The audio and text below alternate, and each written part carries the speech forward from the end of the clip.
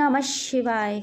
हर हर महादेव। माघ माह में सुनी जाने वाली बसंत पंचमी माँ सरस्वती की कथा। बसंत पंचमी के दिन माँ सरस्वती की आराधना की जाती है।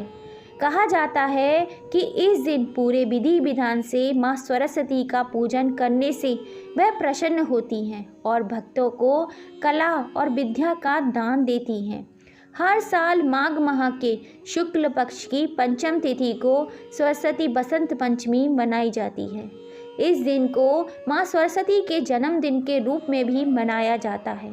माँ सरस्वती के जन्म से पहले ऐसा माना जाता था कि संसार में ज्ञान और कला का अभाव था। धार्मिक मान्यता के अनुसार बसंत पंचमी के दिन माँ सरस्वती की विधिवत पूजा करने से विद्या का वरदान मिलता है। बसंत पंचमी के दिन माँ सरस्वती का व्रत या पूजन किया जाए तो इससे माँ प्रसन्न होती हैं। इसमें माँ सरस्वती जी की कथा सुनने का भी विशेष महत्व बताया गया है। बसंत पंचमी के दिन माँ सरस्वती को प्रसन्न करने वाले इस व्रत को करने के लिए सुबह ब्रह्म मुहूर्त में 4 से 6 के बीच में उठकर स्नान करें। स्नान के बाद पीले वस्त्र पहने। इसके बाद घर के मंदिर में अच्छी तरह से साफ सफाई करके गंगा जल से छिड़काव करें।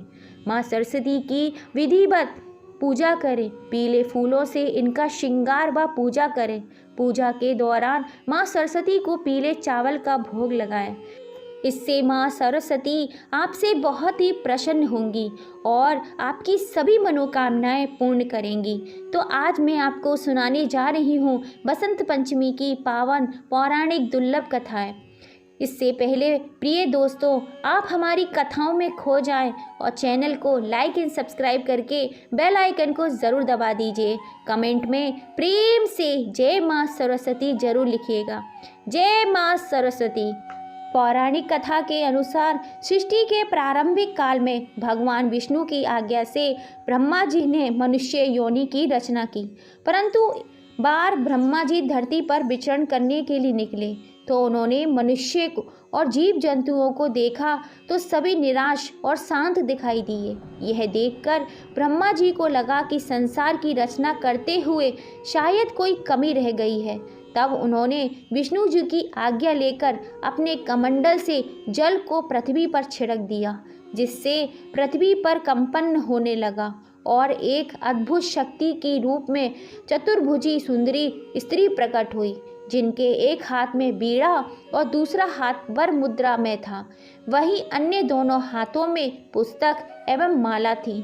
जब इस देवी ने बीड़ा का मधुर नाद किया तो संसार के समस्त जीव जंतुओं को वाणी प्राप्त हो गई। तब ब्रह्मा जी ने उस देवी को वाणी की देवी सरस्वती कहा। सरस्वती को बागेश्वरी, भगवती, शारदा, बीड़ा वादनी और वाग देवी सहित अनेकों नामों से पूजा जाता है।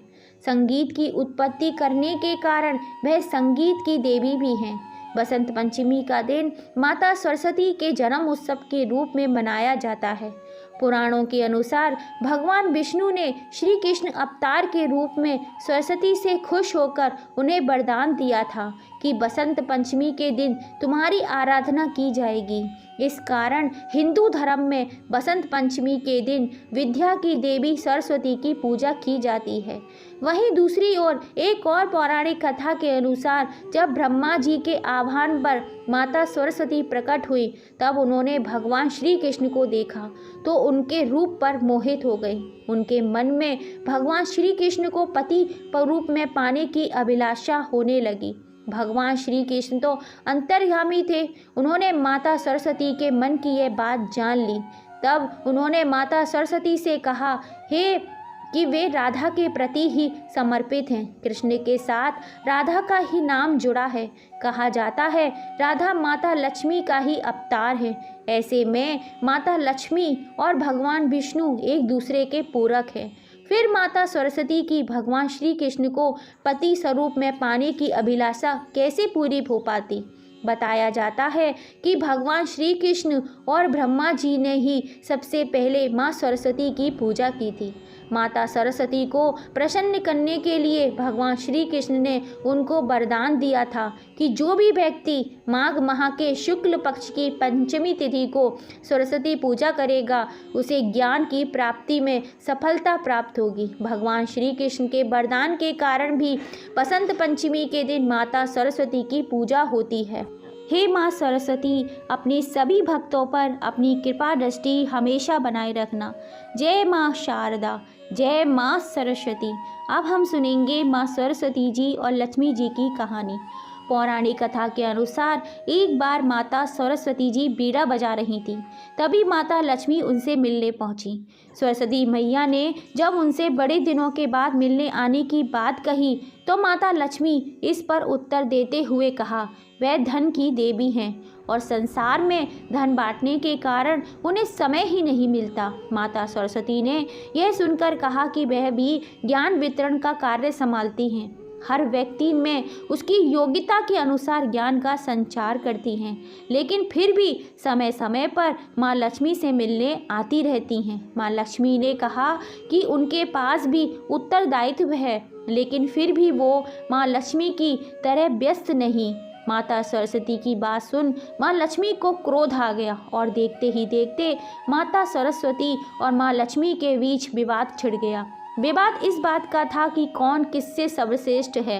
एक और माँ लक्ष्मी का कहना था कि व्यक्ति को धन चाहिए, उसी के आने से हर मनुष्य सुख प्राप्त करता है। वही माँ सरस्वती का कहना था कि व्यक्ति के पास कितना भी धन हो जाए, लेकिन वह उस धन का सही उपयोग बिना ज्ञान के नहीं कर सकता। व्यक्ति ज्ञान से धन को अर्जित कर सकता है, लेकिन धन से ज्ञान नहीं। ऐसे ही विवाद बढ़ता गया और देवताओं ने माँ पार्वती को इस समस्या के समाधान हेतु बुलाया। तब माँ पार्वती ने माँ लक्ष्मी और माता सरस्वती को समझाया कि धन और विद्या का अपना अपना एक स्थान है और अपना एक अलग अलग महत्व है। दोनों ही एक दूसरे के बिना अपूर्ण हैं।